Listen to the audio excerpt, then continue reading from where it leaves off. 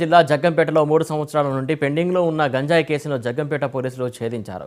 ఏళ్ల తరబడి తలపించేలా తిరుగుతున్నటువంటి మహారాష్ట్రకు చెందినటువంటి గంజాయి స్మగ్లర్లను కృష్ణవరం టోల్ ప్లాజా దగ్గర చేపట్టినటువంటి తనిఖీలో పోలీసులు అదుపులోకి తీసుకున్నారు.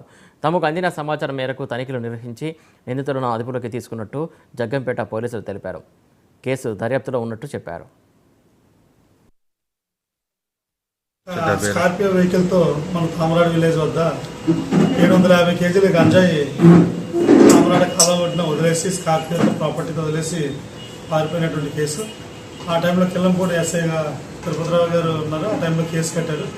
ఆ కేసుని 3 సంవత్సరాల నుంచి మేము ఛేదిస్తూ ఉండగా మా యొక్క ఎస్పీ గారు సతీష్ కుమార్ ఐపీఎస్ గారు మరియు మా యొక్క ఎస్డిఓ రత్నకుమారి మేడం గారి యొక్క ఆదేశాల అనుసారం ఆ కేసులో అయినటువంటి ముద్దాయిల్ని గుర్తించడానికి మేము ఎఫర్ట్స్ చేయగా ఇవి ఈ యొక్క ఐటీ గోరు వాళ్ళు ఇచ్చినటువంటి టెక్నాలజీ అంటే ఇన్ఫర్మేషన్ టెక్నాలజీ సాంకేతిక పరిజ్ఞానంతో యొక్క కేసును ఛేదించడం జరిగింది.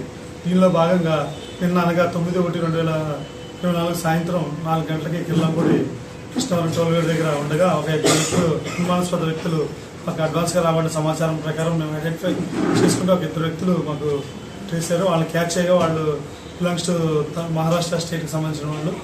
వారిని విచారించి వారిని అదుపులో తీసుకొని విచారించగా ఈ యొక్క కిల్లంపూడికి సంబంధించినటువంటి స్కార్పియో కార్తో ప్రాపర్టీ వదిలేసినటువంటి కేసు తాలూకా ముద్దాయిలని చెప్పి గుర్తించి వాళ్ళని అదుపులో తీసుకొని విచారించగా తెలిసిన విషయాలు ఏంటంటే వీరు డిసెంబర్ నెల 2021 సంవత్సరంలో దారకొండ వైజాగ్లో గుర్తు తెలియని వ్యక్తుల వద్ద ఒక 5 ముద్దాయిలు మహారాష్ట్రకు చెందిన వాళ్ళు ఈ స్కార్పియోలో వచ్చి 750 కేజీలు 150 కేజీలు